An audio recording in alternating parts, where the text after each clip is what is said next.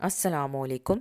कैसे हैं आप सब लोग? मुझे उम्मीद है कि आप सब लोग खैरियत से होंगे। आज मैं बनाना सिखा रही हूँ गजरेला यानी गाजर की खीर की रेसिपी।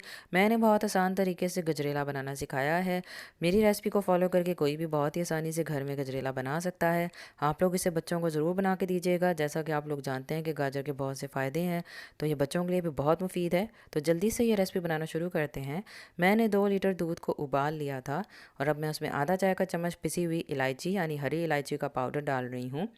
मैंने 1 किलो गाजरों को अच्छी तरह धो के उन्हें छील के कद्दूकश कर लिया था और अब मैंने कद्दूकश की हुई गाजरें भी दूध में डाल दी हैं और मैं मिक्स कर रही हूँ। मैंने 3 खाने के चम्मच चावलों को अच्छी तरह धो के पानी में भिगो दिया था 30 मिनट के लिए और अब मैं भीगे हुए चावल दूध में डाल रही हूँ।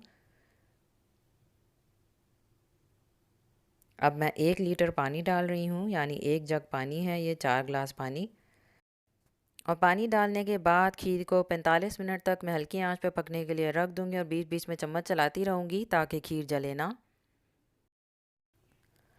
45 मिनट हो गए हैं और खीर पक के गाढ़ी हो गई है, दूध भी काफ़ी हद तक खुश्क हो गया है।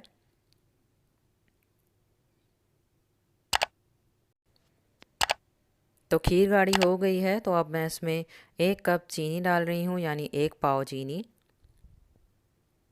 चीनी डाल के मैं अच्छी तरह मिक्स कर रही हूँ ताकि चीनी दूध में मिक्स हो जाए।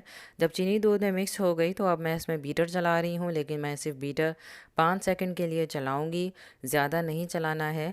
मैंने बीटर इसलिए चलाया है ताकि चावल जो है वो दूध में अच्छी तरह मिक्स हो जाएँ।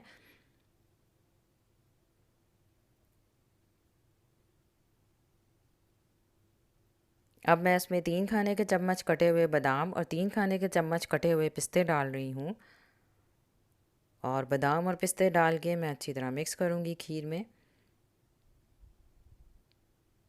और जब खीर गाढ़ी हो जाए तो आंच हल्की रखें।